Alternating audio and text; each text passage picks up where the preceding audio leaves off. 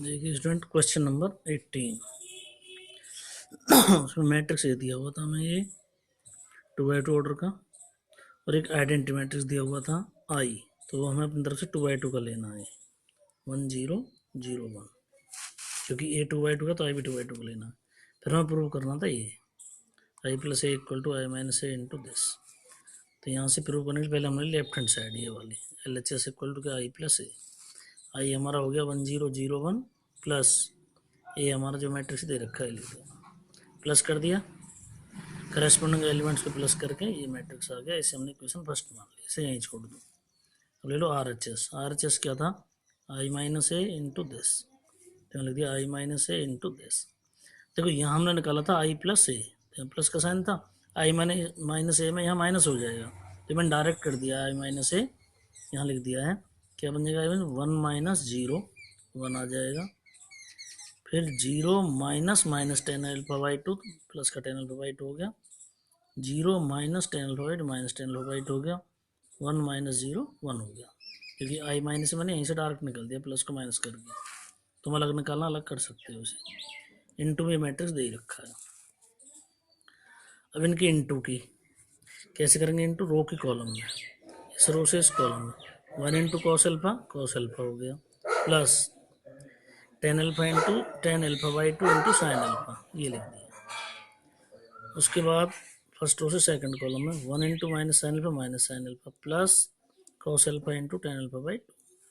Second row से करो first column में इसी तरीके से, और सेकंड रो से सेकंड कॉलम में, ये मल्टीप्लाई कर दिया हमने। ठीक है, तो कॉस अल्फा को मैंने कॉस अल्फा अपॉन 1 लिख दिया, अपनी तरफ से 1 लगा दिया, प्लस साइन अल्फा ऐसे रखा इंटू टेन अल्फा बाई 2 को लिख दिया sine alpha by 2 upon cos alpha by 2, क्योंकि टेन थीटा होता है sine theta upon cos theta. यहाँ भी ऐसे minus sine alpha plus cos alpha into ये भी sine alpha by 2 upon cos. कुछ नहीं किया, यहाँ टेन को साइन अपॉन कॉस में लिखा है सब जगह, यहाँ पर भी ये कर दिया इस तरीके से, और यहाँ पर भी ये कर दिया।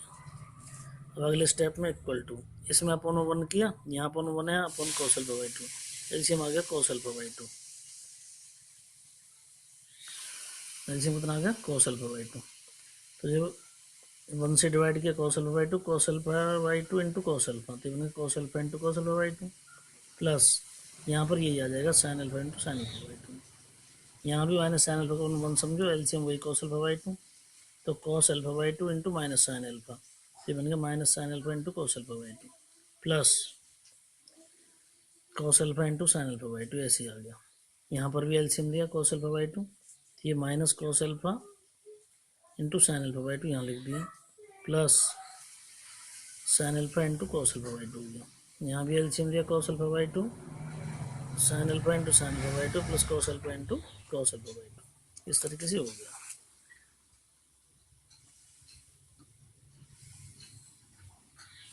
अब आगे देखिए,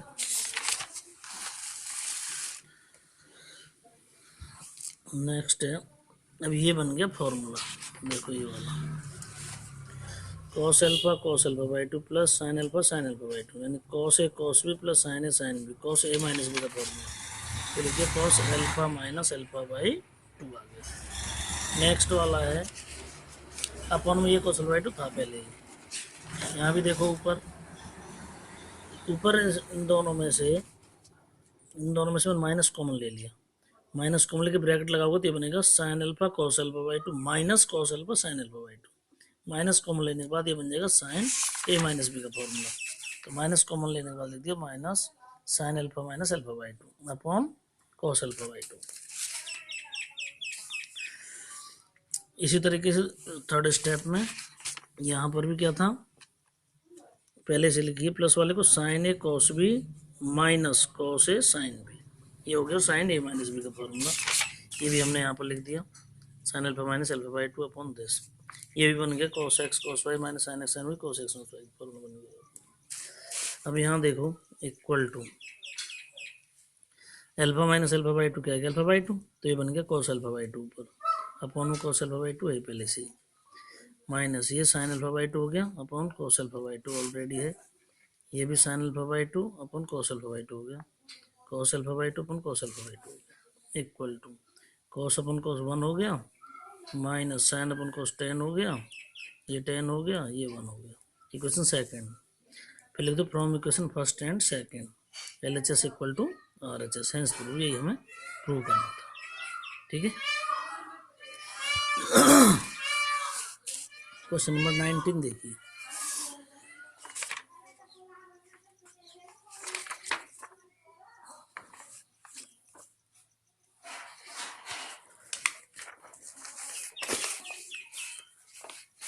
ये देखिए क्वेश्चन नंबर 19 है। इसने बोला था a trust fund has ₹30,000 that must be invested in 2 different types of bonds. The first bond pays 5% interest and per year. Second type pays 7% interest per year. Using matrix multiplication, determine how to divide the 30,000 among the 2 types of bonds. तो इसने बोला है determinant इसका matrix का use करके बताना है 30,000 को किस तरीके से 2 टाइप के बॉन्ड में इन्वेस्ट किया जाए जिससे कि ट्रस्ट फंड को टोटल एनुअल इंटरेस्ट में कितने रुपये मिले। एक बार 1,800 रुपये, एक बार वो कह रहा 2,000 रुपये। देखिए हमने क्या किया इसमें।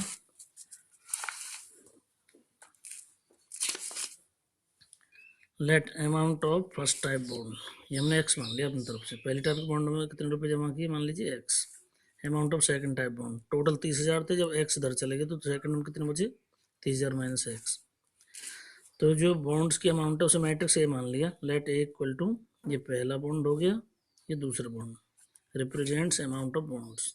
तो अमाउंट बॉन्ड्स के अमाउंट को शो करता है, ये फर्स्ट वाली अमाउंट है, ये सेकंड वाली। बी इक्वल टू, ये इंटरेस्ट को शो करता है। पहले पे 5% था, 5 पे 100 लिख दिया, 7% का 7/100।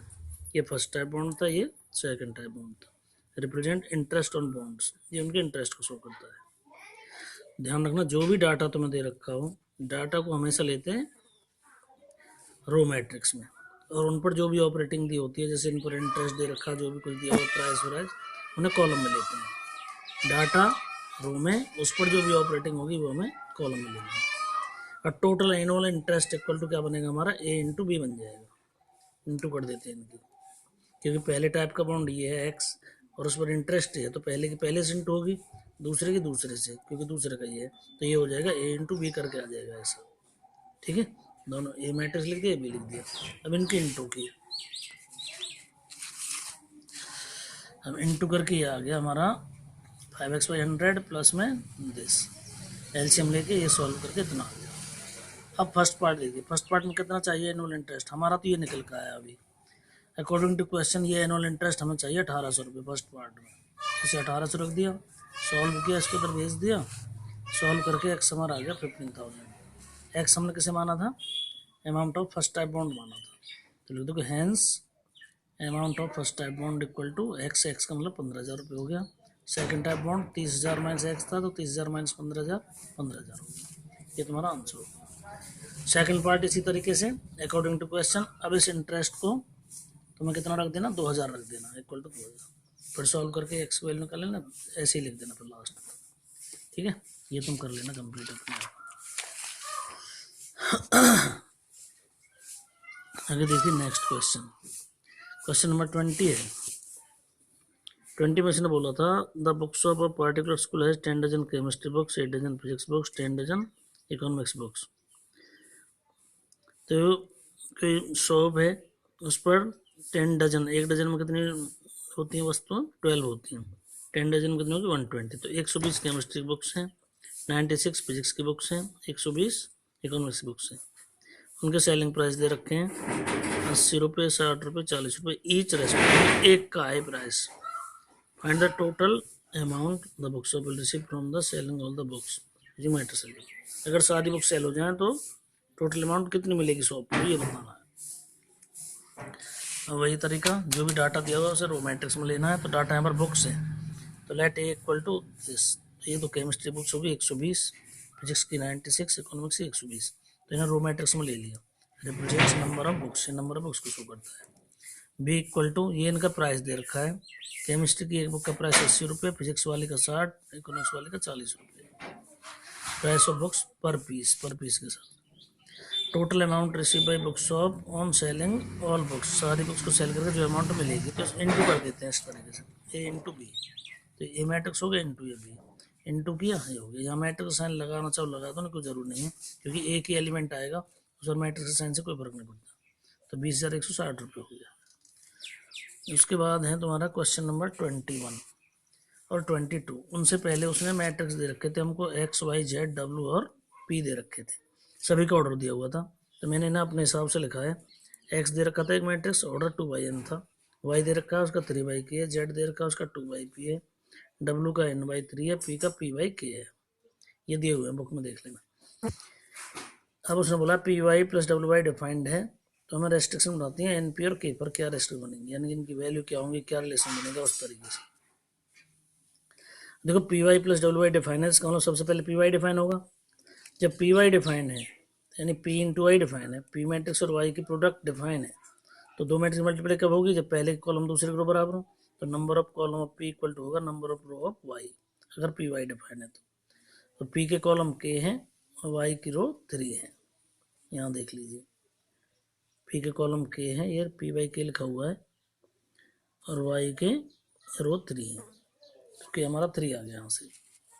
तो पी हमारा था पी वाई के, वाई था 3/k, इसके कॉलम इसके बराबर होने चाहिए, तो के बराबर 3 आना चाहिए, और इनटू होके पी वाई का ऑर्डर क्या बनेगा, यहाँ से p/k बन जाएगा, क्योंकि ये दोनों हट जाएंगे, तो ऑर्डर ऑफ पी वाई आ गया p/k।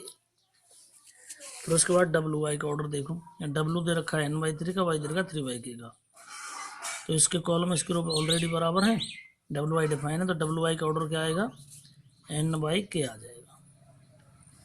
अब P Y plus W Y define है, एक मैट्रिक्स पी वाई हो गया, एक मैट्रिक्स डब्ल्यू वाई हो गया, दो मैट्रिक्स को ऐड कर पढ़ सकते हैं जब दोनों का ऑर्डर सेम हो, इसलिए order of P Y equal to order of W Y रखना है। तो पी वाई का ऑर्डर पी वाई के है, डब्ल्यू वाई का n/k निकाला है हमने भी, इक्वल रख दो। अब यहाँ से जब इक्वल में है तो ये के तो के बराबर है, लेकिन n इक्वल टू क्या आएगा, फिर यहाँ से कंपेयर करने पर p आ जाएगा। तो क्या रेस्ट्रिक्शन निकली यहाँ पर, n इक्वल टू पी और k इक्वल टू 3, ये हमारा आंसर हो गया, ये हमें ऑप्शन ए में दे रखा है। ठीक है, 22 में उसने बोला है n इक्वल टू पी दे रखा पहले से ही, n इक्वल टू पी दिया हुआ है, तो 5x minus 7x minus 5z का हमें ऑर्डर बताना है। तो देखो x 2/n ऑर्डर का, z 2/p का, ये गिवन है ऑलरेडी, वहीं से शुरुआत में दे रखे हैं। तो ऑर्डर ऑफ x हमारे पास 2/n है, इसमें किसी स्केलर क्वांटिटी इंटू कर तो ऑर्डर में कोई चेंजिंग नहीं होती, ऑर्डर तो सेम रहता है, एलिमेंटों में इंटू होगी बस। तो 7x का ऑर्डर भी क्या रहेगा, 2/n ही रहेगा, लेकिन जो एलिमेंट है वो 7 से इंटू हो जाएंगे, हमें उससे कोई लेना देना नहीं है। जेड का ऑर्डर 2/p है, तो 5z ऑर्डर ऑफ 5z का ऑर्डर क्या बन जाएगा, 2/p। ठीक है, अब order of 7x minus 5z क्या आएगा, दोनों मैट्रिक्स हैं 7 और 5, इनके डिफरेंस निकालना है, माइनस करना। माइनस कब होगा, जब दोनों का ऑर्डर सेम हो, और माइनस करने के बाद भी वही ऑर्डर आता है। तो 7x माइनस 5z का ऑर्डर 2/n होगा या 2/p होगा। ठीक है, लेकिन n और p दोनों बराबर हैं, तो ऑर्डर में या तो आंसर में लिख देना 2/n या लिख देना 2/p, लेकिन ऑप्शन में हमें 2/p दे नहीं रखा, बी में हमें 2/n दे रखा है, इसलिए इसका आंसर क्या हो जाएगा, बी हो जाएगा। ठीक है, तो ये एक्सरसाइज कंप्लीट है तुम्हारी 3.2। अब उसके सारे क्वेश्चन कर लेना एक बार, अब भी कोई दिक्कत हो तो फिर बोल देना, मेरे से मैसेज कर देना, मैं दोबारा बताऊँगा। नेक्स्ट वीडियो में तुम्हें भेजेंगे हम 3.3।